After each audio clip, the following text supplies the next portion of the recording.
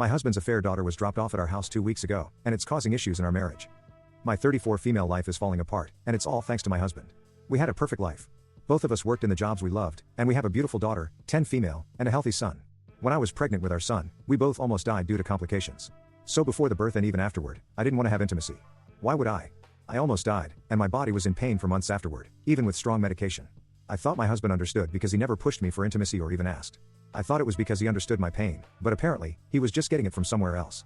A few months ago, we were visited by Child Protective Services. I was terrified at first, frantically thinking of what we did wrong with our children to cause a visit. But no. As it turns out, some woman I've never met before died in a car accident, leaving behind a daughter, and my husband's name was on the girl's birth certificate, and he was named in the woman's will as the father. I thought it was a mistake at first until my husband told me the truth. As it turns out, while I was suffering during my pregnancy and the after effects of almost dying, my husband would go to a woman he knew at work and get it off with her.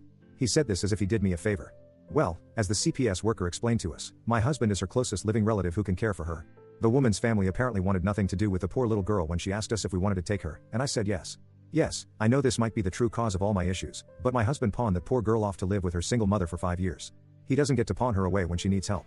She's his responsibility and now is ours.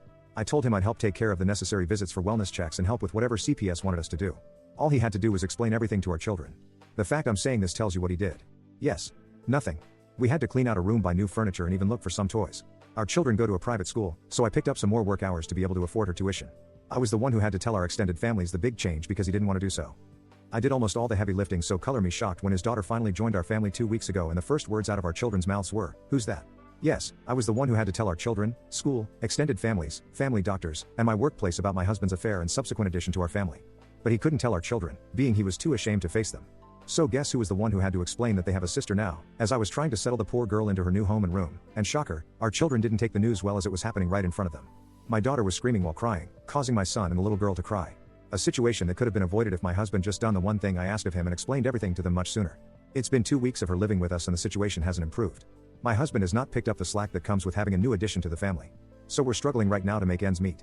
I feel embarrassed bringing all 3 children around for appointments and groceries because the little girl is very much obviously not mine and I can tell people are judging our family.